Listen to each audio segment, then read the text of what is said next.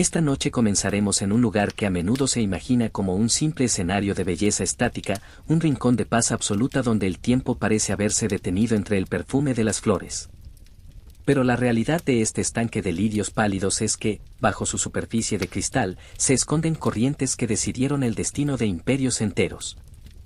Antes de adentrarnos en las profundidades de esta historia, te invito a que te acomodes, ajustes tu almohada y encuentres esa posición en la que tu cuerpo se sienta completamente sostenido.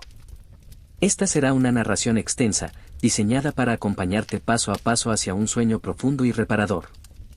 Si disfrutas de este tipo de relatos pausados, te agradecería mucho que le dieras un me gusta al video, solo si sientes que te está ayudando a desconectar y por supuesto, eres bienvenido a suscribirte a Observador de la Vida para que nos encontremos aquí cada noche. Por cierto, me encantaría leer en los comentarios desde qué rincón del mundo nos escuchas y qué hora marca tu reloj en este momento. Saber que estamos conectados en este silencio hace que la historia sea aún más especial.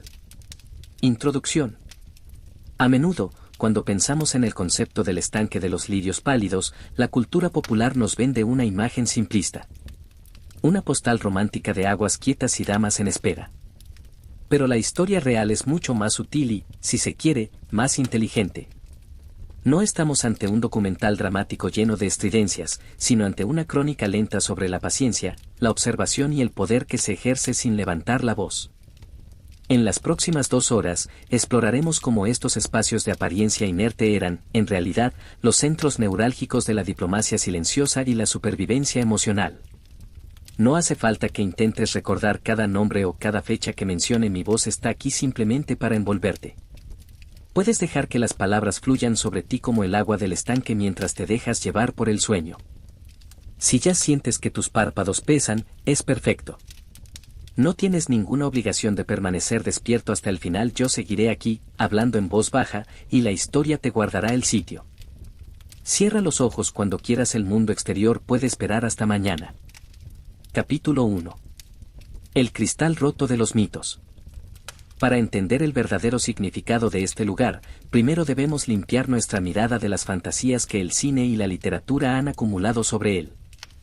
Existe el mito de que el estanque de los lirios pálidos era simplemente un adorno arquitectónico, un lugar donde la nobleza iba a suspirar por amores imposibles.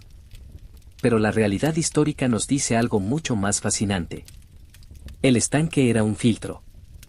En las cortes de la antigüedad, nada era puramente estético. Los lirios blancos que cubrían la superficie no estaban allí solo por su blancura, sino porque sus raíces filtraban las impurezas del agua estancada, del mismo modo que el protocolo de la corte filtraba las intenciones de quienes se acercaban al poder. A menudo imaginamos estos jardines como lugares de ocio absoluto, pero para quienes vivían allí, cada paseo junto al agua era una partida de ajedrez. No era la opulencia lo que definía estos espacios, sino la contención. El lujo no se gritaba, se susurraba en la calidad de la seda que no hacía ruido al rozar el suelo de mármol. Es curioso, ¿verdad? Tendemos a pensar que el poder es sinónimo de grandes discursos y batallas épicas, cuando la mayor parte de la historia humana se ha decidido en conversaciones susurradas junto a una fuente, donde el sonido del agua cayendo era la única garantía de que nadie más escucharía. Si todavía estás despierto, quizás puedas visualizar esa superficie oscura, casi negra, donde los pétalos blancos flotan como pequeñas barcas de luz. No hay necesidad de apresurarse. En este mundo que estamos construyendo esta noche, el tiempo no corre, sino que se expande. ¿Alguna vez has sentido que el silencio de un lugar comunica mucho más que cualquier explicación lógica? Aquí, en la orilla del estanque, el silencio era una herramienta de trabajo. Los mitos nos hablan de intrigas explosivas, pero la historia nos habla de una espera infinita. Las grandes decisiones no se tomaban bajo la luz del sol del mediodía, sino en ese crepúsculo azulado donde las sombras se alargan y los rostros se vuelven difíciles de leer. Es posible que, al escuchar esto, te des cuenta de que tu propia respiración se ha vuelto un poco más lenta, más acompasada con el ritmo de mis palabras. Eso está bien. No hay nada urgente que resolver ahora. Estamos simplemente observando cómo se disuelven las ideas preconcebidas para dejar paso a una verdad más tranquila, más humana. El estanque no era una cárcel de flores, sino un laboratorio de la voluntad humana, donde aprender a no decir nada era mucho más valioso que tener la última palabra. Capítulo 2. La entrada silenciosa y el peso de las sombras. Para muchos de los que cruzaban el umbral de los jardines interiores por primera vez, la sensación no era de triunfo sino de una extraña y pesada responsabilidad. Imagina por un momento que dejas atrás el bullicio de las calles empedradas de la ciudad, el eco de los mercados y el olor a tierra seca para entrar en un recinto donde el aire parece haber sido filtrado por 1000 telas de seda. No era simplemente entrar en un palacio, era entrar en un ecosistema que funcionaba con sus propias leyes de gravedad emocional. Las jóvenes y los hombres que eran seleccionados para servir o vivir cerca del estanque de los lirios pálidos no llegaban allí por azar.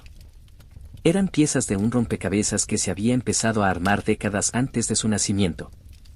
La integración en este mundo comenzaba con un silencio obligatorio. Se les enseñaba que su voz ya no les pertenecía del todo.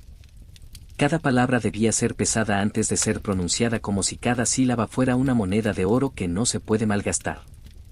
El aprendizaje no era académico en el sentido convencional, no se trataba de memorizar libros de historia sino de memorizar los estados de ánimo de las baldosas, los crujidos de las puertas de madera de cedro y sobre todo, el lenguaje de los ojos. En este entorno la mirada era el único mapa fiable. Si estás escuchando esto y sientes que tus ojos quieren cerrarse, permítelo. No necesitas observar estas estancias con la vista física sino con la imaginación, que es mucho más sutil. ¿Te has detenido alguna vez a observar cómo se mueve alguien que sabe que está siendo vigilado en todo momento? No es un movimiento nervioso sino una coreografía de precisión absoluta. Los recién llegados aprendían a caminar sin que sus talones golpearan el suelo, a deslizarse por los pasillos como si fueran parte de la propia brisa que agitaba las cortinas. Se les instruía en el arte de la invisibilidad selectiva. Debían estar presentes para servir, para observar, para sostener el abanico o la bandeja de plata, pero debían ser capaces de desaparecer mentalmente cuando las conversaciones se tornaban privadas. Esta capacidad de ser una sombra era su mayor protección. El entrenamiento duraba años. Aprendían a leer el rango de una persona por el número de pliegues en su túnica o por la forma en que sostenía una taza de té. Pero lo más importante era el sistema de observación mutua. En el estanque de los lirios pálidos nadie estaba solo realmente. Siempre había un par de ojos tras una celosía, una oreja atenta detrás de un tapiz, o simplemente un jardinero que parecía absorto en su trabajo pero que registraba cada visita y cada gesto. Era una red invisible de información que alimentaba la maquinaria del poder. A menudo me pregunto si tú en tu vida cotidiana has sentido alguna vez que los espacios que habitas tienen sus propias reglas no escritas, esas que todos conocen pero nadie se atreve a pronunciar en voz alta. La educación en este lugar también incluía el dominio de las emociones propias. Mostrar sorpresa era una debilidad, mostrar miedo era una sentencia y mostrar ambición era un error fatal. Se buscaba una superficie tan lisa y perfecta como la del estanque en una noche sin viento. Los instructores solían decir que un rostro debe ser como el pétalo de un lirio blanco, impecable, suave y aparentemente frágil, pero capaz de resistir la lluvia sin perder su forma. Si en este momento sientes que tu cuerpo se hunde un poco más en el colchón, imagina que esa quietud que buscas es la misma que ellos practicaban durante horas. La clasificación de los habitantes del estanque era meticulosa. Había niveles de acceso que dependían de la confianza ganada a pulso, de los secretos guardados y de la capacidad de anticiparse a los deseos de los superiores antes de que fueran expresados. No se trataba de ser un sirviente en el sentido moderno de la palabra, sino de ser una extensión del deseo de otro. Muchos encontraban en esta sumisión una forma extraña de libertad, porque al no tener que decidir sobre su propio destino encontraban un alivio en la rutina perfecta de las horas. El ritmo era predecible como el goteo de una clepsidra. Al amanecer el agua del estanque se limpiaba de las hojas muertas, al mediodía se alimentaba a los peces dorados que nadaban bajo los lirios y al atardecer se encendían las pequeñas lámparas de aceite que flotaban sobre la superficie. Este orden externo ayudaba a mantener el orden interno. No había espacio para el caos, porque el caos significaba peligro. Cada gesto estaba codificado, desde la forma de inclinar la cabeza hasta la velocidad a la que se cerraba una puerta. Si alguna vez has trabajado en un lugar donde cada detalle cuenta, quizás puedas entender la fatiga mental que esto conlleva y por qué al final del día el sueño era el único refugio donde podían volver a ser ellos mismos. Pero incluso en sueños debían tener cuidado, porque a veces se habla entre susurros mientras se duerme, y en el estanque de los lirios pálidos hasta los sueños tenían oídos. Me pregunto si mientras escuchas el fluir de esta historia puedes sentir cómo esa estructura tan rígida se va disolviendo en tu mente dejándote solo con la sensación de calma que produce el orden absoluto. No tienes que preocuparte por las reglas de este mundo antiguo porque tú solo eres un observador lejano, un invitado que mira desde la seguridad de su propia habitación. Puedes dejar que los detalles de la formación y la vigilancia se desvanezcan como el humo de una vela que se apaga. Lo único que importa ahora es el peso de tus mantas y la tranquilidad de saber que no hay nada que debas hacer, nada que debas demostrar. La noche es larga y el estanque sigue allí esperando en silencio bajo la luz de una luna que todo lo ve pero nada cuenta. Capítulo 3. El código invisible de la atención y el rango. Adentrarse más en el corazón del estanque de los lirios pálidos requiere comprender una moneda que no se acuñaba en metal sino en la dirección de una mirada. En este mundo de aguas quietas la atención era el recurso más valioso y a la vez el más peligroso. Existía un orden jerárquico que no siempre coincidía con los títulos oficiales. Podías ser un gran visir o una reina consorte, pero si la atención del centro de poder se desviaba de ti era como si empezaras a desvanecerte en la niebla del jardín. El rango se medía por la proximidad física al agua y por el derecho a permanecer en silencio sin ser cuestionado. Los que recién llegaban cometían a menudo el error de intentar ser notados, de hablar demasiado o de reír con una frecuencia que rompía la armonía del lugar. Sin embargo, los veteranos de este espacio sabían que ser demasiado visible era como colocar una diana sobre el propio pecho. La verdadera maestría consistía en una competencia silenciosa. Imagina que estás sentado en uno de los bancos de piedra que rodean el estanque. Si alguien de rango superior pasara a tu lado, no deberías levantarte bruscamente ni postrarte con exageración porque eso interrumpiría su pensamiento. Lo correcto era una inclinación sutil, casi imperceptible, una pausa en tu propia respiración que indicara reconocimiento pero no interrupción. Era un equilibrio constante entre estar presente y ser transparente. Si en este momento sientes que tu mente intenta atrapar cada palabra que digo, te sugiero que hagas lo mismo que aquellos cortesanos. No fuerces la atención. Deja que las palabras pasen a tu lado como esos dignatarios silenciosos. No tienes que retenerlas todas, solo sentir su presencia. El riesgo de ser notado radicaba en que la atención traía consigo el escrutinio. Cada vez que el soberano o la figura de autoridad máxima ponía sus ojos en alguien, esa persona se convertía automáticamente en el blanco de las envidias de todos los demás. Por eso la seguridad residía en la mediocridad brillante. ¡Qué concepto tan extraño, verdad! Ser lo suficientemente eficiente para no ser castigado, pero lo suficientemente discreto para no despertar sospechas de ambición. Los que sobrevivían décadas en el estanque eran aquellos que realizaban sus tareas con una perfección mecánica que no requería elogios. Eran como los propios lirios que cumplen su función de purificar el agua sin emitir sonido alguno. Había reglas no escritas sobre quién podía sentarse a qué distancia del agua. Los más jóvenes y de menor rango debían permanecer en los senderos exteriores donde el suelo era de grava y cada paso se anunciaba con un crujido. Solo aquellos que habían demostrado una lealtad a prueba de años y una discreción absoluta tenían permitido caminar por los bordes de mármol liso donde el movimiento era mudo. El silencio se ganaba. El derecho a la quietud era el mayor privilegio de la corte. ¿Alguna vez has estado en una reunión donde sentías que debías decir algo solo para demostrar que estabas allí? En el estanque de los lirios pálidos eso se habría considerado una falta de educación imperdonable. El valor de una persona se medía por cuánto silencio podía soportar sin sentirse incómoda. A veces el castigo por una falta de etiqueta no era una reprimenda directa sino el vacío. Si alguien rompía el protocolo de atención, simplemente se le dejaba de mirar. Las invitaciones a los paseos nocturnos dejaban de llegar, los sirvientes tardaban un poco más en traer el té y las conversaciones se detenían justo cuando esa persona entraba en la estancia. Era una muerte social lenta y silenciosa, tan fría como el agua del estanque en pleno invierno. Por eso todos vigilaban sus propios movimientos con una intensidad que hoy nos parecería agotadora. Pero para ellos era natural como respirar. Se acostumbraban a leer las corrientes de favor y descontento en la forma en que el humo del incienso se movía en una habitación o en el tono ligeramente más agudo de un saludo matutino. Es fascinante pensar en cómo esa tensión constante terminaba creando una atmósfera de una calma irreal. Como todos tenían miedo de romper el equilibrio, el resultado era una paz artificial pero absoluta. Si estás buscando el sueño esta noche, piensa en esa paz. Imagina que todas tus preocupaciones son como esos cortesanos que han decidido finalmente guardar silencio y retirarse a sus aposentos. Ya no hay nadie a quien impresionar, nadie ante quien inclinarse. El rango ya no importa porque en la oscuridad de tu habitación tú eres el único habitante de este jardín. Puedes permitirte el lujo de no ser competente, de no ser discreto, de simplemente ser. Los maestros de la etiqueta decían que para alcanzar la verdadera seguridad uno debía convertirse en parte del paisaje. Si podías ser confundido con una estatua de mármol o con la sombra de un sauce llorón, entonces habías triunfado. La invisibilidad no era una carencia sino una armadura. En las noches de luna llena, cuando el estanque reflejaba el cielo con una claridad hipnótica, los que tenían el rango más alto se reunían en las terrazas superiores. No hablaban de política ni de guerras. Hablaban de la floración de los lirios o de la calidad del agua. Era su forma de decir que tenían tanto poder que podían permitirse ignorar el resto del mundo.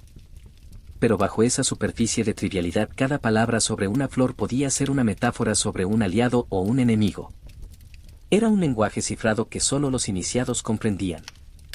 Me pregunto si alguna vez has tenido un lenguaje secreto con alguien, una forma de comunicarte con una sola mirada o un gesto que nadie más entiende. Eso era la vida diaria en este lugar. Una danza de significados ocultos donde la seguridad dependía de tu capacidad para descifrar el código sin revelar que lo estabas haciendo. Pero ahora, mientras la noche avanza, ese código se simplifica para ti. El único mensaje que necesitas descifrar es el de tu propio cansancio. Deja que la jerarquía de tus pensamientos se desmorone. Los pensamientos importantes, los urgentes, los triviales, todos ellos se hunden ahora bajo los pétalos de los lirios pálidos hacia el fondo lodoso y tranquilo donde nada se mueve. No hay riesgos aquí. No hay miradas que juzguen. Solo queda el sonido de mi voz y el ritmo pausado de una historia que no pide nada de ti. Capítulo 4. La arquitectura del silencio y el centinela invisible. Para comprender la verdadera profundidad del estanque de los lirios pálidos debemos hablar de la arquitectura que lo rodeaba, porque en este mundo los edificios no se construían solo para dar cobijo sino para dirigir el pensamiento y el cuerpo. Imagina que las paredes no son simples límites de piedra sino filtros de sonido y de luz. Todo el complejo estaba diseñado para que el eco no existiera. Las alfombras eran tan densas que atrapaban el sonido de los pasos antes de que pudieran nacer, y las cortinas de terciopelo pesado absorbían hasta el suspiro más leve. En esta cuarta etapa de nuestro viaje por la noche quiero que visualices los pasillos circulares que abrazaban el estanque. Eran corredores infinitos donde la luz del sol nunca entraba de forma directa sino tamizada por celosías de madera tallada con patrones geométricos tan complejos que mareaban a quien intentaba descifrarlos. Vivir en este entorno significaba aceptar que nunca estabas completamente solo, pero tampoco estabas completamente acompañado. La arquitectura creaba una sensación de presencia constante.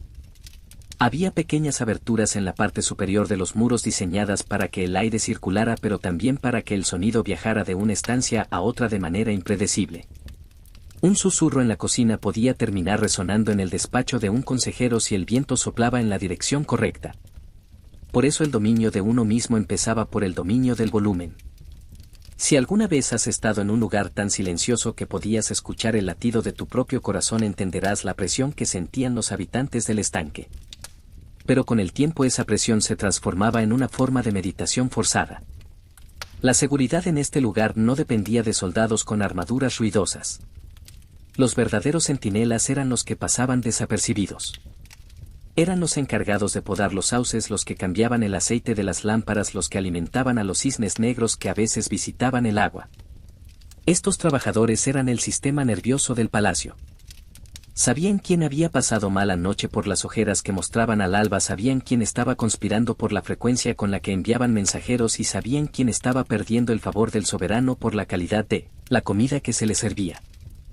Si te dejas llevar por mi voz, tal vez puedas imaginarte siendo uno de esos observadores silenciosos que no tienen que tomar decisiones, solo notar los cambios en el ambiente. Es curioso cómo en un lugar donde todo parece estático hay un movimiento constante de información. Los sirvientes no hablaban entre ellos mediante largas conversaciones sino con gestos mínimos. Un dedo sobre el labio, una mirada hacia una puerta cerrada o el simple acto de colocar una flor de lirio en un jarrón específico servía como señal de advertencia o de éxito. Era una inteligencia colectiva que protegía el sistema. Los que estaban en la cima de la jerarquía dependían totalmente de esta red invisible. Un emperador podía creer que gobernaba por derecho divino, pero su poder real terminaba donde terminaba la lealtad de quienes le servían el vino. Me pregunto si alguna vez has reflexionado sobre cuántas personas invisibles hacen que tu vida diaria sea cómoda. Los que mantienen las carreteras, los que aseguran que el agua llegue a tu grifo, los que mantienen la red eléctrica funcionando mientras duermes. En el estanque de los lirios pálidos esa gratitud era una cuestión de supervivencia. Aquel que maltrataba a un subordinado descubría muy pronto que sus secretos más íntimos empezaban a flotar sobre la superficie del estanque como pétalos marchitos. La discreción era un contrato mutuo. Yo guardo tu silencio si tú respetas mi existencia. Era una paz armada basada en el conocimiento compartido. Mientras te sumerges más y más en la relajación, piensa en la solidez de esos muros de piedra blanca. Son muros que han visto pasar generaciones enteras y que permanecen inmutables. No hay nada que pueda perturbar su calma. Las intrigas de los hombres son solo sombras pasajeras en comparación con la eternidad de la piedra y la paciencia del agua. Si sientes que tus extremidades se vuelven pesadas es porque estás conectando con esa misma solidez. No hay necesidad de moverse, no hay necesidad de vigilar nada. Los centinelas invisibles de la historia ya están haciendo su trabajo por ti. Tú puedes simplemente soltar las riendas de tu atención y dejar que el flujo del relato te transporte a las cámaras más profundas del palacio donde el silencio es absoluto. En estas cámaras interiores el tiempo se mide de otra manera.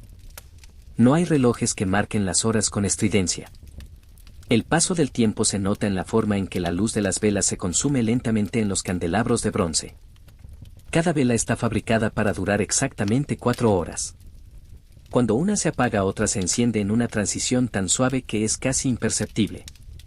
Es un recordatorio de que todo tiene su fin, pero que siempre hay una continuidad. De un mismo modo, tu vigilia está llegando a su fin para dar paso a un sueño que ya te espera con los brazos abiertos.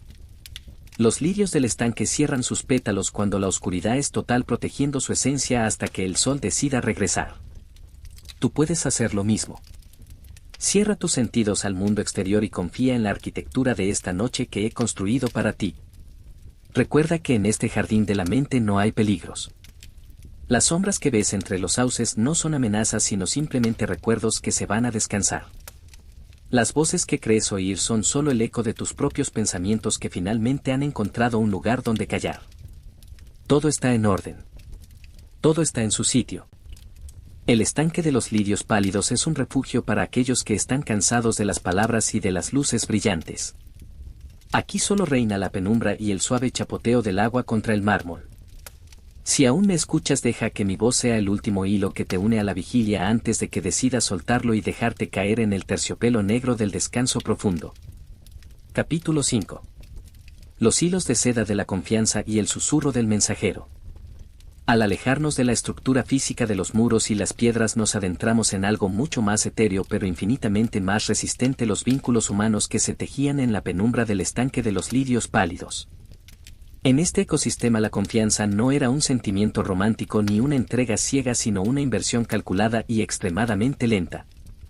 Imagina que cada secreto compartido es un hilo de seda.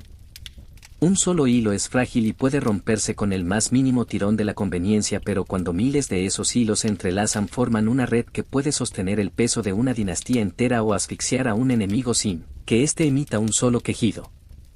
Las relaciones en el estanque se basaban en la interdependencia. Nadie, por muy alto que fuera su rango, podía sobrevivir solo. El soberano dependía del catador de alimentos para no morir al amanecer, el catador dependía del cocinero para no ser acusado falsamente y el cocinero dependía del proveedor que traía las especias desde tierras lejanas. Era una cadena de lealtades que se forjaba en los momentos de mayor quietud. A menudo las alianzas más poderosas no se firmaban con sellos de cera sobre pergaminos oficiales, sino que se sellaban con una simple mirada de complicidad compartida mientras se observaba como una gota de rocío resbalaba por la hoja de un sauce. Si estás escuchando esto y sientes que tu cuerpo se vuelve más liviano, es quizás porque estás soltando tus propios hilos de preocupación.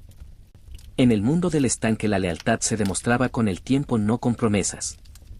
Se decía que para confiar realmente en alguien debías haberlo visto fallar y haber decidido guardar silencio sobre su error. Ese silencio compartido se convertía en el cemento de una amistad inquebrantable. ¿Te has preguntado alguna vez quiénes son las personas que guardan tus silencios? En esta historia los mensajeros eran figuras clave. No hablo de jinetes que galopaban por los valles, sino de los mensajeros internos del palacio. Aquellos que llevaban una nota doblada en el interior de una manga o que transmitían una orden mediante la elección de una canción específica en el laúd durante la cena. Estos intermediarios eran maestros de la memoria. En un lugar donde escribir algo podía ser una sentencia de muerte, la capacidad de recordar cada matiz de un mensaje verbal era un arte sagrado. Los mensajeros del estanque de los lirios pálidos entrenaban sus mentes para retener largas listas de nombres, fechas y lugares sin dejar rastro en el papel. Se convertían en archivos vivientes, en bibliotecas de secretos que caminaban descalzas por los salones de mármol. Su poder residía en que ellos sabían la verdad detrás de la apariencia. Sabían que el regalo enviado por un embajador no era un gesto de paz, sino una advertencia velada por la elección del color de las flores o el aroma del perfume que lo acompañaba. Me pregunto si alguna vez has sentido que las palabras que dices son solo la punta del iceberg de lo que realmente quieres comunicar. En el estanque la comunicación era un arte de omisiones. Lo que no se decía era siempre más importante que lo que se pronunciaba.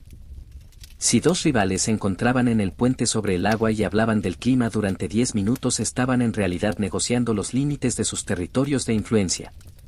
Un tono de voz ligeramente más cálido podía significar una oferta de tregua, mientras que una formalidad excesiva era la señal de que las hostilidades estaban a punto de estallar en la sombra. La lealtad en este lugar también tenía un componente de memoria histórica. Los ancianos del palacio recordaban quién había ayudado a quien hacía 30 años, y esas deudas de gratitud se transmitían de generación en generación. No era extraño que un joven paje recibiera la protección de un alto oficial simplemente porque su abuelo había sido fiel en un momento de crisis olvidado por todos los demás. Era una red de seguridad emocional que compensaba la frialdad de las leyes oficiales. Mientras descansas, imagina que estás envuelto en esa misma red de cuidado histórico, donde cada gesto de bondad que has tenido en tu vida regresa ahora para darte una sensación de paz y protección absoluta. A medida que la noche avanza sobre el estanque, los mensajeros se retiran a sus pequeños cuartos y las conversaciones cesan. Pero incluso en el sueño la red de confianza sigue activa. El sistema funciona porque todos saben que su bienestar depende del bienestar del prójimo. Es una lección de humildad y de inteligencia que el agua nos enseña cada día. El agua del estanque no se divide en gotas individuales cuando se mueve, sino que fluye como un solo cuerpo. Si tocas la superficie en un extremo, la vibración llega al otro lado. Así era la vida social en este jardín. Un latido compartido, un ritmo común que ahora te invita a abandonar la individualidad del pensamiento activo para fundirte en el sueño colectivo. No hay nada más que debas vigilar. Los hilos de seda están bien tensados y la red es segura. Los secretos de la historia están a buen recaudo bajo los pétalos de los lirios, y tú tienes el permiso total de la noche para desconectarte. Deja que la figura del mensajero se desvanezca en la niebla del jardín y que el sonido de los laúdes se apague lentamente en tu mente. Mañana será otro día de observación y de calma, pero por ahora solo existe este momento de entrega total al descanso. La confianza es saber que el mundo seguirá girando aunque tú cierres los ojos, y en el estanque de los lirios pálidos esa confianza es la ley suprema que todo lo gobierna. Capítulo 6. El arte de la espera y la danza de las estaciones. Para quienes habitaban las estancias cercanas al estanque de los lirios pálidos, el tiempo no era un enemigo al que perseguir, sino un aliado al que seducir. En nuestra vida moderna solemos medir el éxito por la rapidez con la que obtenemos resultados, pero en la quietud de este jardín histórico la paciencia era la forma más elevada de la inteligencia. Imagina que tu única tarea durante una tarde entera fuera observar cómo se desplaza la sombra de un ciprés sobre el agua. Esta práctica no era un desperdicio de horas, sino un entrenamiento de la mente para detectar los cambios más sutiles en el entorno. La espera no era una pausa en la vida, sino la vida misma en su estado más puro y concentrado. Los habitantes del palacio sabían que forzar un acontecimiento era la manera más rápida de fracasar. Si deseabas una promoción, un favor o un cambio en la ley, debías aprender a plantar la semilla de la idea y luego sentarte a esperar a que las estaciones hicieran su trabajo. Podían pasar meses, incluso años, antes de que una sugerencia susurrada al oído de un secretario floreciera en una decisión oficial. Esta lentitud deliberada filtraba a los impacientes y a los imprudentes. Solo aquellos con el temperamento del estanque, con esa capacidad de permanecer quietos mientras el mundo gira, lograban alcanzar sus objetivos sin dejar cicatrices en el camino. Si todavía estás conmigo en este viaje sensorial, te invito a que apliques esa misma paciencia a tu propio proceso de descanso. No intentes dormir con prisa. No presiones a tu mente para que se apague. Deja que el sueño llegue cuando decida llegar, como llega la primavera a los jardines de invierno. En el estanque de los lirios pálidos el cambio de estación era el evento más significativo. No se celebraba con grandes fuegos artificiales, sino con pequeños ajustes en la vida cotidiana.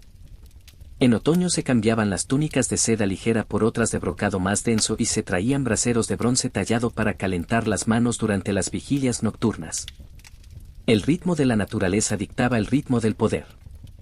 ¿Te has detenido a pensar en cómo cambian tus propios ritmos internos con el paso de los meses? A veces nos exigimos la misma energía en el frío diciembre que en el vibrante julio, pero la sabiduría del estanque nos dice que hay tiempos para florecer y tiempos para recogerse bajo la superficie. Durante los meses de frío los lirios pálidos parecen desaparecer. Se hunden en el lodo oscuro y esperan. No están muertos, simplemente están conservando su esencia. Es una lección preciosa para los momentos de fatiga. Estar cansado no es una debilidad, es una preparación para el siguiente ciclo de crecimiento. En este capítulo de nuestra historia nos enfocamos en los que sabían esperar en las sombras. Había figuras en la corte que no ocupaban ningún cargo importante durante 2 décadas. Eran simplemente observadores, personas que estaban allí en cada banquete, en cada ceremonia, en cada paseo por el jardín. Parecían inofensivos, casi invisibles. Pero esa invisibilidad era su mayor fortaleza. Mientras otros se agotaban en luchas internas, ellos acumulaban conocimiento. Sabían quién le debía favores a quién guardaba resentimientos desde la infancia y quién flaqueaba ante una presión prolongada. Cuando finalmente llegaba el momento de actuar, lo hacían con una precisión quirúrgica porque habían estudiado el terreno durante toda una vida. Me pregunto si alguna vez has sentido que estás en una sala de espera de la vida aguardando a que algo importante suceda. En lugar de ver ese tiempo como un vacío, intenta verlo como lo hacían los maestros del estanque. Es un tiempo de acumulación. Es un tiempo donde tu mente procesa lo que ha aprendido y tu cuerpo se restaura. Al igual que el agua del estanque se purifica al estar quieta, tú también te purificas en este momento de inacción. No tienes que producir nada, no tienes que responder a nadie. Solo tienes que ser un testigo silencioso de tu propia respiración. La danza de las estaciones también traía consigo una rotación de los sentidos. En verano el sonido predominante era el de las cigarras y el chapoteo de los peces buscando la frescura de las profundidades. En invierno era el silencio absoluto de la nieve cayendo sobre los techos de teja oscura, un sonido que no es un sonido sino una ausencia de ruido que lo llena todo. Los habitantes del palacio decían que solo aquel que podía distinguir el sonido de la nieve sobre el agua del estanque, de la nieve sobre las hojas de los árboles, estaba listo para gobernar sus propios impulsos. Era un nivel de atención que rozaba lo espiritual. Ahora, mientras te preparas para dejarte llevar por la corriente final de este pensamiento, imagina que eres como uno de esos sabios cortesanos que han decidido que ya no hay nada más que esperar por hoy. La noche es tu estación de recogimiento. La oscuridad es tu jardín privado donde nadie puede entrar sin tu permiso. Los lirios están a salvo bajo el agua y tú estás a salvo bajo tus mantas. La paciencia ha dado sus frutos y el resultado es esta calma profunda que empieza a invadir tus pies, tus manos y tu pecho. No hay prisa por llegar al mañana. El mañana nacerá por sí solo sin tu ayuda. Si sientes que el peso del cansancio es como una capa de seda pesada, acéptalo. Es el uniforme de la noche. En el estanque de los lirios pálidos el fin de una jornada era un ritual de gratitud. Se agradecía por el aire respirado, por el agua vista y por el silencio mantenido. Nosotros hacemos lo mismo. Agradecemos a este momento por darnos un refugio contra el ruido del mundo exterior. Deja que la danza de las estaciones se detenga en este invierno perfecto de tu descanso. Todo está en pausa. Todo está en paz. Y en esa pausa encontrarás el espacio necesario para que tu espíritu se ensanche y se pierda en la inmensidad de un sueño sin sueños. Capítulo 7. La diplomacia de los pequeños gestos y el lenguaje de las flores. Si alguna vez has pensado que las grandes decisiones de la historia se toman siempre en mesas de mármol con documentos sellados, te invito a reconsiderarlo mientras observamos el estanque bajo la luz de la luna llena. En este microcosmos de poder, la diplomacia no se basaba en discursos largos sino en gestos tan diminutos que un observador descuidado los pasaría por alto. Imagina que el simple acto de ofrecer una taza de té con una mano en lugar de dos podía significar el fin de una alianza comercial de 20 años. O que la elección de colocar un lirio ligeramente marchito en el jarrón de un visitante era una advertencia directa de que su seguridad en la capital ya no estaba garantizada. Los habitantes del estanque de los lirios pálidos eran semiólogos naturales expertos en descifrar el significado oculto de lo cotidiano. Aprendían que cada objeto, cada aroma y cada color tenía una carga política. Un bordado de grullas en la túnica de una dama no era solo una elección estética sino una declaración de longevidad y lealtad a una facción específica. Si dos personas paseaban por el jardín y una de ellas se detenía a observar un pez dorado mientras la otra seguía caminando, ese segundo de desincronización era analizado durante días por los espías de la corte. ¿Significaba una falta de respeto? ¿O era una señal de que uno de ellos ya no consideraba al otro como un igual? Si estás escuchando esto y sientes que tu respiración se vuelve más profunda y pausada, quizás es porque estás entrando en esa misma sintonía de observación delicada. No necesitas analizar tu vida con esa intensidad ahora mismo. Al contrario, el propósito de conocer estas historias es que comprendas que tú no tienes que vigilar nada esta noche. En el estanque la vigilancia era una carga compartida, pero aquí en el refugio de tu descanso esa carga desaparece.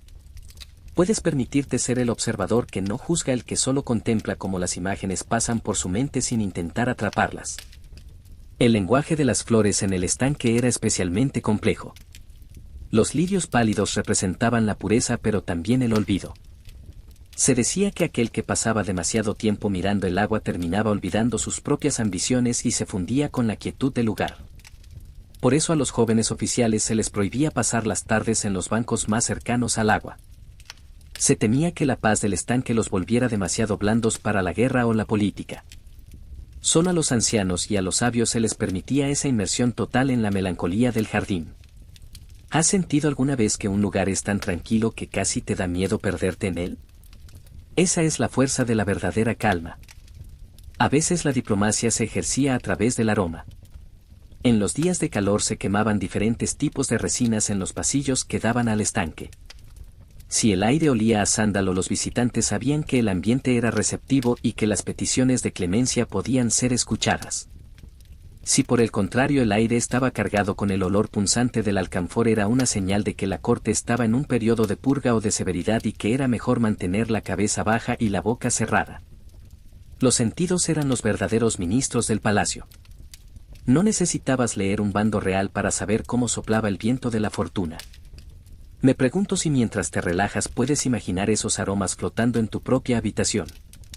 No como algo que te pida atención, sino como una brisa suave que te ayuda a desconectar de las preocupaciones del día. En la historia del estanque los pequeños gestos también servían para sanar. Un enemigo que enviaba una rama de sauce después de una disputa estaba ofreciendo una vía de escape honorable. El sauce que se dobla pero no se rompe era el símbolo de la flexibilidad necesaria para que la paz durara. En tu propia mente puedes hacer lo mismo hoy. Puedes enviar una rama de sauce a esos pensamientos conflictivos que te han perseguido durante la jornada. Diles que la disputa ha terminado por ahora y que la paz es el único camino posible hacia el sueño. La elegancia de este sistema residía en que nadie perdía la cara públicamente. Nunca había escenas de gritos ni confrontaciones directas. Todo se resolvía en la penumbra con una elegancia que rozaba lo coreográfico. Si alguien debía ser castigado, se le hacía sentir a través de 1000 pequeñas omisiones hasta que la persona misma decidía retirarse a sus propiedades en el campo alegando problemas de salud. Era una forma de violencia silenciosa, sí, pero mantenía la armonía del conjunto. El estanque de los lirios pálidos no permitía que la sangre manchara su superficie. Prefería el veneno lento de la indiferencia. Pero no pienses en la crueldad de ese mundo, sino en su extraordinaria capacidad para mantener la compostura. Imagina que tu mente es ese estanque donde nada puede causar un oleaje permanente. Una piedra puede caer al agua y generar ondas, pero en cuestión de minutos la superficie vuelve a ser un espejo perfecto. Esa es la resiliencia que buscamos esta noche. La capacidad de tu espíritu para absorber las tensiones del día y recuperar su forma original tranquila y luminosa. Los lirios pálidos siguen allí flotando sin esfuerzo sostenidos por la densidad del agua. Tú también estás sostenido por tu cama, por el silencio y por la seguridad de que este momento te pertenece por completo. A medida que el capítulo 7 llega a su fin, la luz de la luna empieza a descender en el cielo iluminando los rincones más ocultos de los jardines. Los diplomáticos se han retirado, las tazas de té están vacías y los aromas de las resinas se han disipado en el aire de la noche. Solo queda el estanque y los lirios pálidos que no necesitan gestos ni palabras para existir. Ellos simplemente son. Y tú en este instante también simplemente eres. Sin títulos, sin responsabilidades, sin pasado ni futuro. Solo un ser que respira en la oscuridad, rodeado por la historia de un mundo que ya no existe pero que te presta su calma para que puedas finalmente dormir. Capítulo 8. El murmullo de las sombras y el peso de los secretos. En las horas más profundas de la noche, cuando la luna alcanza su cenit y las antorchas de los pasillos exteriores comienzan a parpadear por falta de aceite, el estanque de los lirios pálidos se transforma en un lugar diferente. Ya no es el escenario de la diplomacia elegante ni de los paseos cortesanos, sino que se convierte en un santuario de secretos. En este mundo antiguo el secreto no era algo que se ocultara por vergüenza, sino que era la moneda de cambio más valiosa del mercado político. Poseer un secreto sobre un rival era como tener una llave maestra que abría todas las puertas del palacio, pero el verdadero arte no consistía en usar esa llave, sino en dejar que el otro supiera que la tenías. Imagina que caminas descalzo por los bordes de piedra del estanque. El frío del mármol sube por tus pies dándote una sensación de realidad y presencia. En la penumbra las sombras parecen cobrar vida propia. Los secretos en el estanque se transmitían de una manera muy peculiar. No se susurraban al oído directamente porque incluso las paredes tenían oídos. Se utilizaba lo que los cronistas llamaban la sombra proyectada.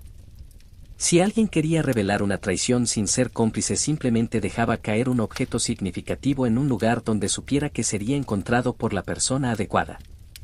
Un anillo con un sello específico, una carta a medio quemar o incluso una flor de lirio atada con un hilo de seda negro. Si todavía estás despierto y me escuchas, deja que tu imaginación se deslice por esos rincones oscuros del jardín. No hay nada que temer porque estos secretos ya pertenecen al pasado, al polvo de los siglos. Pero es fascinante pensar en la carga emocional que estos hombres y mujeres llevaban sobre sus hombros. ¿Alguna vez has guardado algo tan importante que sentías que te pesaba físicamente en el pecho? Esa es la sensación que dominaba las noches en el palacio. El sueño para ellos no siempre era fácil porque la mente seguía repasando cada conversación, cada gesto y cada silencio, buscando una grieta por donde pudiera filtrarse la verdad. A diferencia de ellos, tú tienes el privilegio del olvido. Esta noche no tienes que guardar ningún secreto ni proteger ninguna reputación. Puedes soltar todas tus cargas en el agua oscura del estanque e imaginar que se hunden lentamente hasta tocar el fondo del lodo, donde se desintegrarán para siempre. El estanque es un gran devorador de verdades incómodas. Se decía que bajo sus raíces los lirios guardaban las confesiones de 3 dinastías diferentes. Quizás por eso las flores eran tan blancas y puras, porque habían absorbido toda la oscuridad de los hombres y la habían transformado en belleza estática. El manejo de la información en este entorno requería una memoria prodigiosa y una sangre fría inquebrantable. Existía una figura en la corte que era el guardián de los archivos no escritos. Generalmente era una persona de edad avanzada que había servido a varios señores y que conocía los parentescos ocultos y las deudas de honor que nadie más recordaba. Esta persona no hablaba casi nunca. Se sentaba en un rincón de la biblioteca o junto a la fuente y simplemente observaba.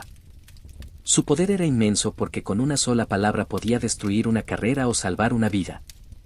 Sin embargo, su mayor secreto era que su silencio era absoluto.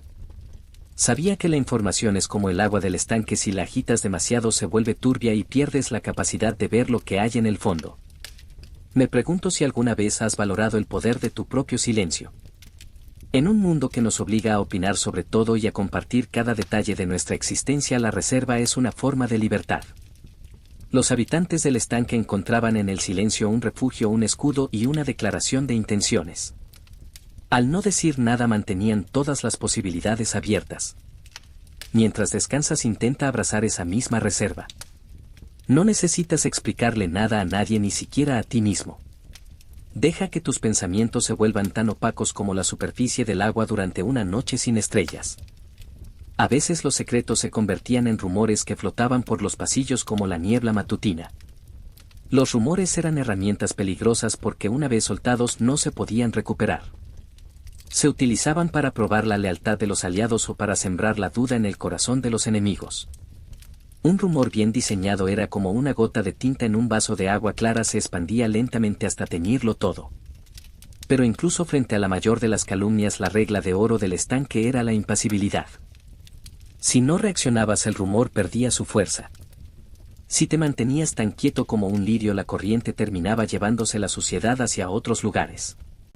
Ahora, mientras la quietud de la noche te envuelve, imagina que eres esa superficie de agua que nada puede manchar. Los rumores del mundo, las noticias, las preocupaciones del trabajo y las dudas personales son solo motas de polvo que el viento sopla sobre ti pero que no penetran en tu esencia. Eres profundo, eres vasto y eres inquebrantable. Tu mente empieza a desconectarse de las intrigas de la vigilia. Los secretos de la historia se desvanecen y solo queda el ritmo de tu propia vida latiendo con suavidad bajo las mantas. El capítulo 8 se cierra con la imagen del guardián de los archivos cerrando sus ojos cansados. Él también sabe que por hoy el trabajo ha terminado. La información está segura, la red de silencios está intacta y el palacio se sumerge en el letargo más profundo. Si todavía escuchas mi voz, deja que sea como el eco lejano de una campana que marca el final de una era. No hay nada más que descubrir, nada más que ocultar. La verdad más grande de esta noche es que estás a salvo, que estás cansado y que el sueño es el único reino que ahora te reclama. Déjate llevar por las sombras amigas y permite que el murmullo del estanque te acune hasta que no quede nada más que el vacío reparador del descanso eterno de la noche. Capítulo 9. La justicia de la quietud y el equilibrio del agua. En el estanque de los lirios pálidos la justicia no se impartía con grandes tribunales ni con sentencias gritadas desde un estrado de madera. La justicia aquí era una fuerza de la naturaleza lenta e inevitable como el crecimiento del musgo sobre las piedras de la orilla. Existía una creencia muy arraigada entre quienes habitaban el palacio de que el agua tenía memoria y que tarde o temprano devolvía a la superficie lo que se había intentado hundir en la oscuridad. Esta forma de entender el mundo generaba una conducta muy particular, una ética basada en el equilibrio. Si cometías una injusticia no esperabas un castigo inmediato, pero sabías que habías alterado el peso del mundo y que el mundo se encargaría de nivelarse por sí solo. Imagina que estás observando la superficie del estanque después de que alguien haya arrojado una piedra grande. Al principio hay un caos de ondas, círculos que chocan entre sí y una espuma blanca que rompe la paz. Pero si esperas lo suficiente, si tienes la paciencia de la que hemos hablado antes, verás cómo el agua recupera su estado original. Las ondas se vuelven más largas y bajas hasta que finalmente desaparecen. Esa era la filosofía de vida de los sabios del estanque. No buscaban la venganza rápida porque la venganza es una forma de agitación que ensucia el alma. Buscaban el retorno a la quietud. Si todavía estás despierto, quizás puedas aplicar esta idea a los conflictos de tu propio día. Todos esos pequeños roces, las palabras mal interpretadas o los errores cometidos son como piedras arrojadas a tu estanque interior. No intentes luchar contra las ondas. No intentes detenerlas con las manos porque solo generarás más movimiento. Simplemente deja que el tiempo pase. Tu mente tiene la capacidad natural de volver al equilibrio si dejas de agitarla con pensamientos de culpa o de ira. En el silencio de esta habitación tu agua interior se está volviendo clara de nuevo. En la historia de nuestro jardín existieron momentos de gran tensión política donde parecía que todo el sistema iba a colapsar. En lugar de grandes reformas o batallas, los líderes más brillantes de aquel tiempo optaban por la no acción. Se retiraban a las cámaras del estanque y dejaban de emitir órdenes. Dejaban que las facciones enemigas se agotaran en su propio ruido. Sabían que el que más grita es el que antes se queda sin aire. Al cabo de unas semanas la situación solía resolverse sola porque la estructura del palacio era tan sólida que el caos no encontraba dónde agarrarse. Era la victoria de la inercia sobre la agresión. ¿Alguna vez has experimentado el poder de no reaccionar? Es una de las sensaciones más liberadoras que existen. En el estanque de los lirios pálidos se enseñaba que aquel que logra mantener su rostro impasible ante un insulto posee el alma de su adversario. Al no devolver el golpe rompes el ciclo de la violencia y te sitúas en un plano superior. Los habitantes del jardín pasaban horas practicando este desapego. Observaban a los peces dorados nadar entre las raíces de los lirios y se daban cuenta de que a los peces no les importa quién es el dueño del palacio. Ellos solo buscan el frescor y el alimento. Esa perspectiva de lo que es verdaderamente importante frente a lo que es solo ruido social era la clave de su paz mental. Me pregunto si mientras escuchas mi voz sientes que esa misma justicia de la quietud está actuando en tu cuerpo. Tus músculos se relajan no porque los obligues sino porque dejas de tensarlos. Tus pulmones encuentran su ritmo natural no porque pienses en respirar sino porque les permites hacerlo sin interferencias. Es una forma de justicia corporal. El descanso es el derecho que tu organismo reclama después de la actividad. Y tú se lo estás concediendo con generosidad. No hay deudas pendientes esta noche. Todo lo que hiciste hoy ya está hecho y lo que no hiciste puede esperar a que el sol vuelva a calentar las piedras del jardín. Los lirios pálidos también tenían su propia forma de justicia. No todos los lirios florecían al mismo tiempo. Algunos eran más rápidos, otros se tomaban su tiempo y algunos pasaban años sin mostrar un solo pétalo blanco. Los jardineros nunca los arrancaban por eso. Entendían que cada planta tenía su propio destino y su propio reloj interno. En la corte esta lección se aplicaba a las personas. No se juzgaba a alguien por un fracaso momentáneo sino por su trayectoria a lo largo de décadas. Había una tolerancia hacia la debilidad humana que hoy hemos olvidado. Se permitía que la gente tuviera sus periodos de sombra sabiendo que la luz siempre regresaría. Ahora mientras el capítulo 9 se disuelve en tu mente, imagina que eres uno de esos lirios que hoy deciden no florecer. No tienes que demostrar nada. No tienes que ser hermoso ni útil ni productivo. Puedes simplemente flotar en la superficie de tu existencia sintiendo el apoyo del agua bajo de ti. La justicia de la noche es el anonimato. En la oscuridad todos somos iguales, todos somos sombras amigables que buscan el mismo puerto de paz. Deja que el equilibrio del estanque se convierta en tu propio equilibrio. Siente cómo la pesadez de tus párpados es una bendición, una señal de que has ganado la batalla contra la vigilia sin haber tenido que pelear. La historia del estanque nos enseña que el final de toda agitación es la calma. No importa cuán tormentoso haya sido tu día, el destino final siempre es este momento de silencio absoluto. Escucha el latido de tu corazón como si fuera el goteo de una fuente lejana en el patio interior del palacio. Es un sonido constante, fiable y tranquilo. Nada puede perturbarlo. Estás en el centro de tu propio jardín, protegido por los muros de la historia y por la sabiduría de aquellos que comprendieron antes que nosotros que la mayor victoria es saber cuándo cerrar los ojos y confiar en la corriente. Duerme ahora bajo la justicia del agua y deja que los lirios pálidos velen tus sueños más profundos. Capítulo 10. Las intrigas de la alcoba y el poder de las sombras. En los aposentos privados del palacio. Lejos de los ojos curiosos de los cortesanos que llenan la galería de los espejos. El destino de Europa se decide entre susurros y sábanas de lino finísimo. No es en el Consejo de Ministros donde nacen todas las guerras. A veces. Es el capricho de una favorita lo que mueve los ejércitos a través de las fronteras de Flandes o del Rin.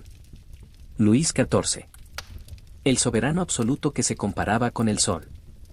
Era en realidad un hombre prisionero de sus propios deseos y de las mujeres que supieron manejar su corazón con la precisión de un cirujano.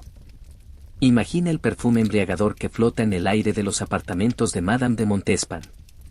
Una mezcla de almizcle, ámbar y flores frescas traídas de los invernaderos reales. Ella es la verdadera reina en la sombra. Una mujer de una belleza devastadora y una ambición que no conoce límites. Se dice que para mantener el favor del rey, recurrió a las artes oscuras, participando en misas negras y comprando pociones de amor a la famosa adivina conocida como la Voisin. El escándalo de los venenos está a punto de estallar. Una red de traiciones que implica a más de 400 personas de la alta nobleza. El pánico recorre los pasillos de Versalles. Nadie se atreve a beber de una copa que no haya sido probada antes por un sirviente de confianza. La muerte puede estar escondida en un terrón de azúcar o en el polvillo de un guante de cabritilla. Mientras tanto, en los rincones más humildes del servicio, miles de velas de sebo se consumen cada noche para que el palacio nunca esté a oscuras. Se estima que se utilizan más de 20.000 velas cada semana durante las grandes fiestas. creando una neblina de humo grisáceo que se pega a los frescos de los techos y a los pulmones de los guardias suizos que custodian las puertas. El contraste es brutal. Arriba. El brillo de los diamantes y el sonido de las risas refinadas. Abajo. En las galerías de servicio. El sudor de los mozos que cargan troncos de leña para alimentar las chimeneas de mármol que nunca logran calentar del todo las enormes estancias durante los crudos inviernos de 1684. Escucha el roce de los mapas de pergamino sobre la mesa de caoba del gabinete de guerra. El rey observa las líneas que marcan las fortificaciones de Vauban. El ingeniero que convirtió a Francia en una fortaleza inexpugnable. Luis quiere gloria eterna. Quiere que su nombre sea grabado en el bronce de los cañones y en el mármol de los arcos de triunfo. Pero la gloria tiene un precio astronómico. Los impuestos asfixian a los campesinos que, a cientos de leguas de Versalles, mueren de hambre porque no tienen ni un pedazo de pan negro que llevarse a la boca. Es una paradoja de piedra. Un monumento al ego que se eleva sobre la miseria de millones. Capítulo 11. Entramos en la madurez del reinado. El sol comienza a ponerse lentamente. Madame de Maintenon, la antigua gobernanta de los hijos bastardos del rey, ha logrado lo imposible. De ser una viuda pobre y devota, ha pasado a ser la esposa secreta del monarca más poderoso de la tierra. Versalles cambia de tono. Las fiestas desenfrenadas dan paso a la oración y al recogimiento. El rey se vuelve austero, atormentado por sus pecados y por la salud de sus herederos que empiezan a caer uno tras otro. Víctimas de la viruela y de los médicos que, con sus sangrías constantes, solo aceleran el final. Siente el silencio sepulcral que ahora reina en los jardines al anochecer. Ya no hay tantas risas en los bosquetes. Los nobles envejecen junto a su señor. Las pelucas son ahora más altas y blancas, cubriendo cabezas cansadas de intrigas que ya no tienen sentido.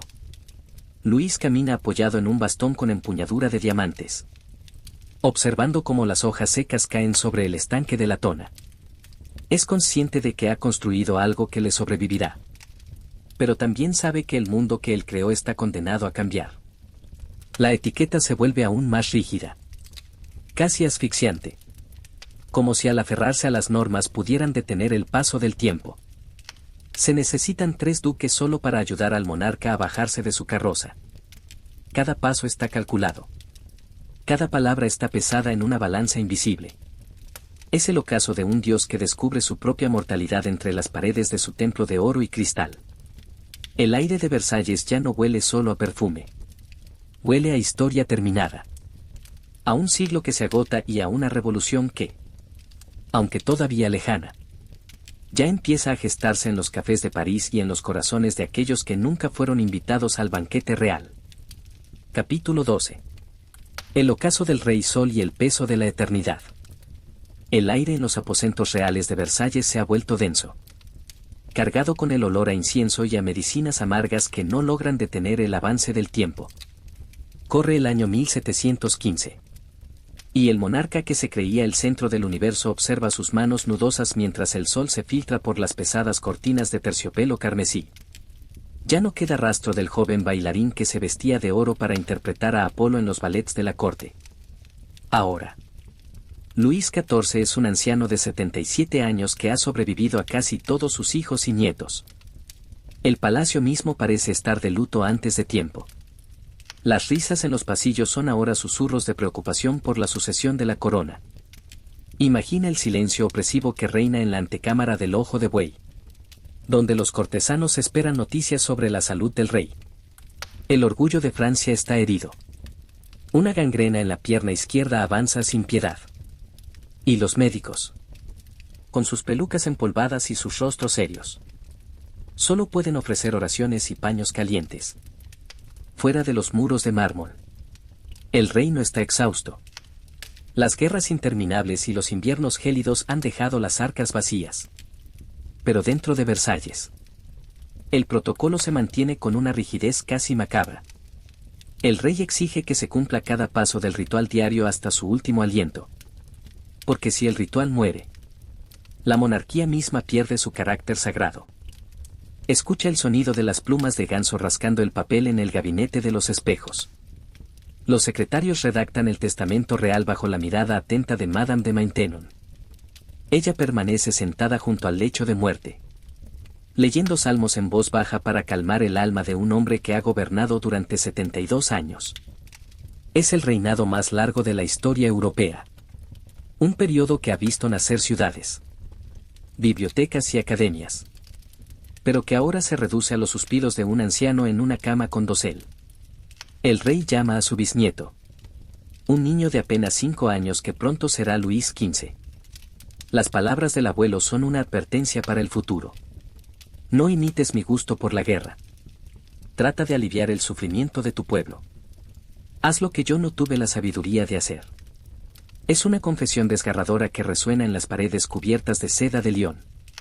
Mientras la vida se le escapa, el monarca se da cuenta de que la gloria es una amante caprichosa y que el palacio que construyó es, en el fondo, un mausoleo de lujo. El 1 de septiembre de 1715. A las 8:15 de la mañana. El corazón del rey Sol deja de latir. El capitán de la guardia sale al balcón de mármol y rompe su vara de mando ante la multitud que espera en el patio de armas. El rey ha muerto. ¡Viva el rey! El grito resuena con un eco vacío porque todos saben que nada volverá a ser igual. El traslado del cuerpo hacia la basílica de Saint-Denis es una procesión de sombras bajo la luz de las antorchas. El pueblo de París, que ha sufrido tanto bajo su mano de hierro, no guarda silencio. Algunos insultan el paso del carruaje fúnebre. Otros brindan con vino barato por el fin de una era de excesos. Es el contraste final de Versalles. Una joya de perfección estética rodeada por un mar de resentimiento que tardará décadas en estallar. Pero que ya está ahí, latiendo bajo la superficie. Cierra los ojos y siente como el palacio respira en la oscuridad tras la partida de su creador. Las estatuas de los jardines parecen más blancas que nunca bajo la luna. Y el agua de las fuentes sigue cayendo en los estanques con un ritmo monótono y eterno. El espíritu de Luis XIV se queda impregnado en cada moldura de oro, en cada baldosa de mármol, en cada rincón de este escenario de poder absoluto. Versalles ya no es solo una casa. Es una idea. Una forma de entender el mundo donde el orden y la belleza deben imponerse al caos de la existencia humana. Así termina el capítulo de la gloria y comienza el de la incertidumbre. El niño rey hereda un trono de oro que ya empieza a mostrar grietas invisibles. El siglo XVIII avanza con sus luces de ilustración y sus sombras de revolución. Pero Versalles permanece ahí, imperturbable, como un gigante de piedra que guarda los secretos de una casta que se creía eterna. La historia sigue fluyendo. Pero el eco de los tacones del Rey Sol siempre se escuchará en la galería de los espejos cuando el viento sopla con fuerza desde los bosques de los alrededores. Capítulo 13. El despertar de un nuevo siglo y la regencia de las sombras. Tras la muerte del monarca que gobernó como un dios, el palacio de Versalles se sumerge en una extraña y gélida quietud. El joven sucesor apenas ha cumplido 5 años. Es un niño de ojos curiosos y rizos dorados que camina perdido por las galerías inmensas, agarrando la mano de su gobernanta. La corte se siente desorientada.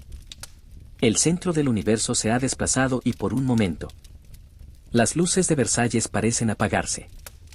Felipe de Orleans asume la regencia y decide trasladar la corte de regreso a París, a las Tullerías y al Palacio Real, dejando Versalles como un gigante dormido. Una ballena de piedra encallada en un mar de jardines desiertos. Durante 7 años. El polvo se acumula sobre los muebles de ébano y las arañas de cristal de roca. Los espejos de la gran galería ya no reflejan los diamantes ni las plumas de los cortesanos, sino la luz pálida de los inviernos que entran por los ventanales mal cerrados. Los pocos guardias que quedan escuchan ruidos extraños por las noches. El crujir de la madera antigua y el silbido del viento que recorre las chimeneas apagadas.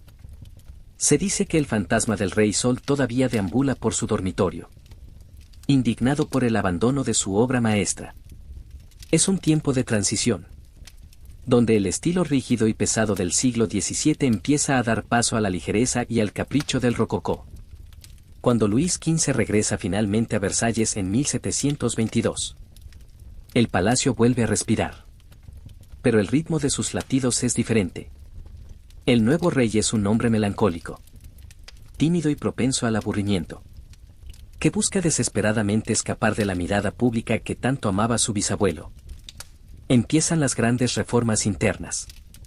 Se construyen los apartamentos privados, los gabinetes secretos y las escaleras ocultas. Luis XV no quiere vivir en un escenario permanente. Quiere rincones donde pueda tomar café con sus amigos más cercanos o experimentar con la cocina y la astronomía sin que 100 pares de ojos observen cada uno de sus movimientos. Es el inicio de la era de la privacidad en medio de la opulencia. Entra en escena una figura que cambiará la estética y la política de Francia para siempre.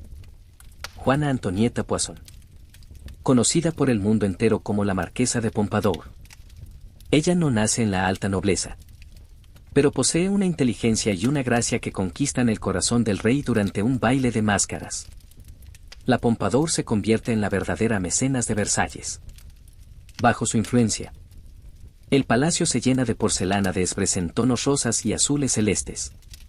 Los muebles se vuelven más curvos, más femeninos y elegantes. Se apoyan las artes, la literatura y la creación de la gran enciclopedia. Pero detrás de los cuadros de Boucher y las sedas pintadas, el descontento del pueblo sigue creciendo. Escucha el tintineo de las tazas de porcelana en los jardines de invierno. Se habla de nuevas ideas, de filósofos que cuestionan el derecho divino de los reyes y de científicos que explican los misterios de la electricidad. Versalles sigue siendo el centro de la moda, pero ya no es el centro incontestable del pensamiento. Las damas compiten por tener los peinados más altos. Estructuras imposibles decoradas con barcos en miniatura. Jardines de flores de tela y jaulas con pájaros mecánicos que cantan al pulsar un resorte. Es una carrera hacia el exceso decorativo. Una huida hacia adelante mientras la economía del reino se desangra en guerras lejanas en las Américas y en la India. Imagina las noches de ópera en el nuevo teatro construido por Gabriel. Una maravilla de madera tallada que imita el mármol para ahorrar peso y mejorar la acústica. 1000 velas se reflejan en las paredes doradas mientras la reina María Lesinska, la esposa polaca del rey, observa la función con una tristeza digna. Ella es la presencia olvidada en medio de las amantes reales. Una mujer devota que ve cómo su marido se aleja cada vez más hacia los brazos de favoritas que gastan fortunas en un solo collar de perlas. Cierra los ojos y siente el aroma de las trufas y los vinos dulces que se sirven en las cenas de los miércoles.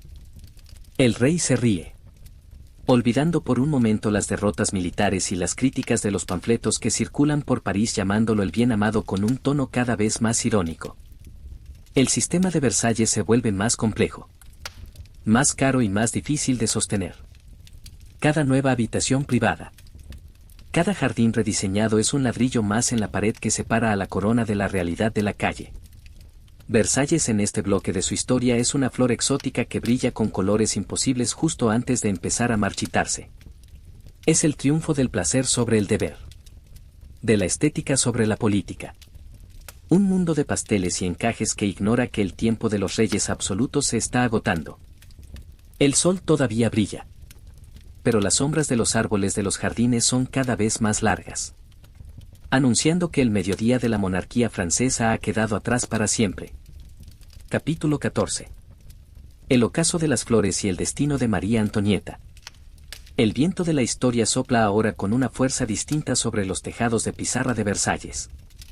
Estamos en el año 1774 y un joven de 19 años llamado Luis XVI sube al trono tras la muerte de su abuelo. A su lado, una archiduquesa austriaca de apenas 18 años se convierte en la reina de Francia. Su nombre es María Antonieta, y ella será la última gran protagonista de esta obra de teatro de piedra y oro. Imagina su llegada a la corte. Una joven acostumbrada a la libertad de Viena que se ve atrapada de repente en el protocolo más asfixiante del mundo. Un lugar donde cada vez que se pone una media o se lava la cara, decenas de mujeres de la alta nobleza compiten por el honor de asistirla. Versalles bajo María Antonieta cambia de rostro una vez más, buscando refugio de la rigidez de la corte. La reina se retira al pequeño Trianón. Su reino privado donde nadie puede entrar sin su invitación expresa. Ni siquiera el propio rey. Es allí donde nace el caserío de la reina. Una aldea artificial con casas de techos de paja. Un molino y una granja donde María Antonieta juega a ser una sencilla pastora. Mientras el resto del país se muere de hambre tras años de malas cosechas. Escucha el sonido de los cubos de porcelana chocando mientras se ordeñan vacas que han sido lavadas y perfumadas previamente. Es una fantasía bucólica que cuesta millones de libras. Una burbuja de cristal que la separa definitivamente del corazón de su pueblo. Mientras tanto, en los salones principales del palacio, la tensión es eléctrica. El rey Luis XVI es un hombre de buenas intenciones pero de voluntad débil, que prefiere pasar sus horas en su taller secreto arreglando cerraduras y estudiando mapas que enfrentándose a los ministros que le advierten sobre la bancarrota del Estado. Francia ha invertido una fortuna incalculable en apoyar la independencia de las 13 colonias americanas contra Inglaterra. Y ahora las arcas están vacías. El déficit llega a cifras astronómicas. Más de 100 millones de libras de deuda que nadie sabe cómo pagar. Las joyas de la reina, como el famoso collar de diamantes de 1600 quilates, se convierten en el símbolo del odio popular. Aunque ella sea inocente en ese escándalo en particular. Cierra los ojos y visualiza las noches de 1789. El aire ya no huele a jazmín. Huele a pólvora y a miedo. Los estados generales se reúnen en Versalles. Y por primera vez en 175 años. El pueblo tiene voz. Las voces de los diputados del tercer estado resuenan en la sala de los menudos placeres. Exigiendo una constitución y el fin de los privilegios. El sistema de castas que Luis XIV diseñó con tanta perfección se está desmoronando ante los ojos de su bisnieto. El rey duda. La reina se aferra a la tradición.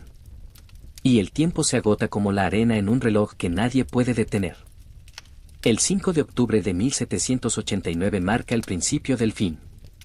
Una multitud de miles de mujeres, armadas con picas y cuchillos, marchan desde París bajo la lluvia torrencial.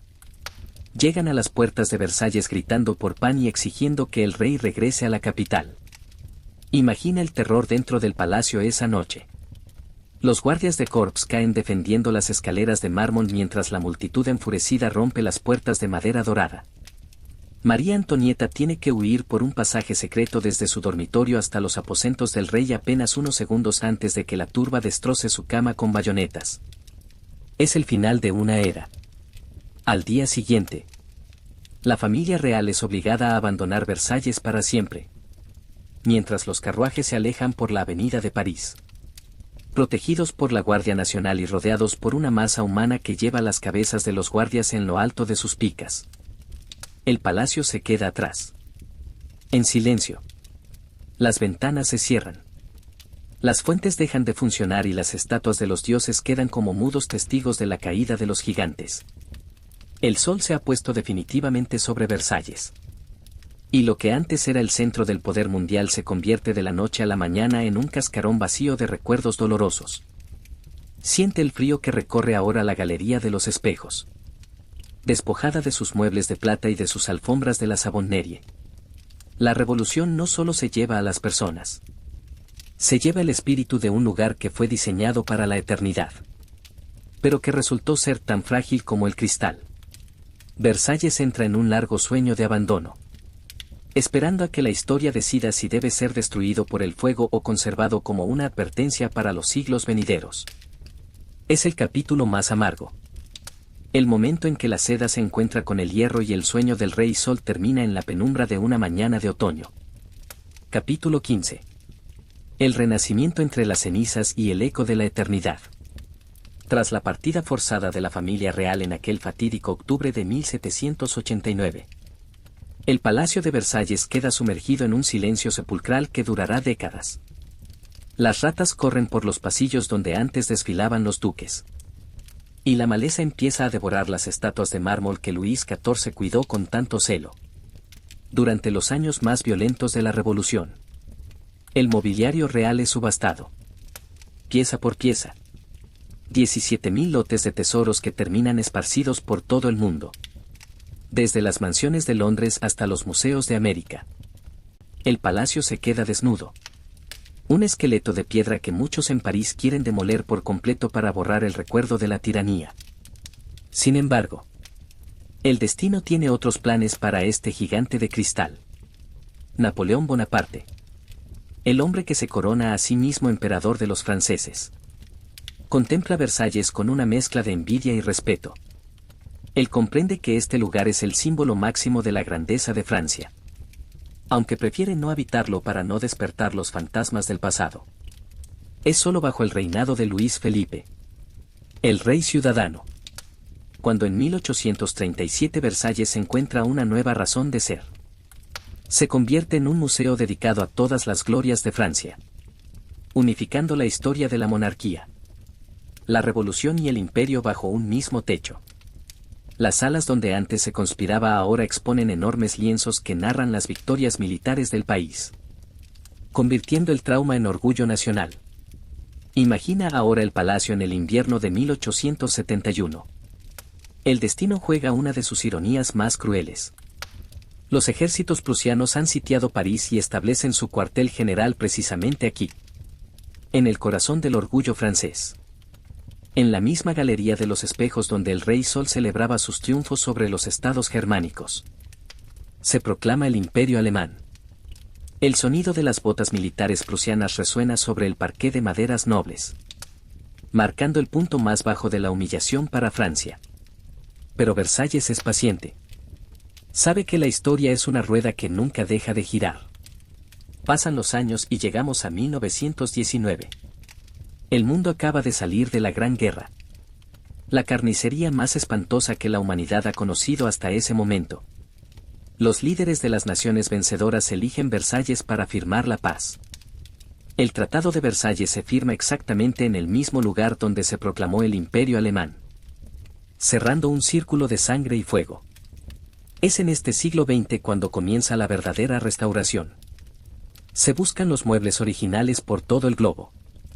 Se tejen de nuevo las sedas siguiendo los patrones del siglo XVIII y se devuelve el oro a las molduras que el tiempo había oscurecido. Escucha el murmullo de los millones de visitantes que hoy caminan por estos mismos suelos. Personas de todos los rincones del planeta que vienen a maravillarse con una belleza que, a pesar de todo, ha sobrevivido a guerras, revoluciones y al simple paso de los siglos. Versalles ya no pertenece a un rey ni a una casta. Pertenece a la humanidad entera. Es un recordatorio de que el arte y la arquitectura pueden alcanzar una forma de inmortalidad que los seres de carne y hueso no poseemos. Cierra los ojos por última vez en este viaje. El sol se está poniendo sobre el gran canal, pintando el agua de tonos púrpuras y dorados. El mismo sol que observó Luis XIV. El mismo que vio llorar a María Antonieta. Ahora, en el silencio de la tarde, el palacio parece suspirar. Las fuentes se detienen. Las sombras se alargan y los ecos de los bailes de máscaras parecen mezclarse con el susurro de los árboles. Versalles no es solo piedra. Es memoria viva. Es la suma de todas las ambiciones, todos los miedos y todos los sueños de aquellos que buscaron crear un paraíso en la tierra. La historia de Versalles termina aquí. Pero su leyenda apenas comienza a escribirse cada vez que alguien cruza su umbral y se deja atrapar por la magia de sus espejos. El Rey Sol cumplió su promesa. Su nombre nunca será olvidado mientras estas paredes sigan en pie, desafiando al tiempo y recordándonos que, a veces, la belleza es la única victoria real que podemos obtener sobre la muerte. El sol se oculta, pero el resplandor de Versalles sigue brillando en la penumbra de nuestra imaginación. Una sinfonía de gloria que nunca dejará de sonar.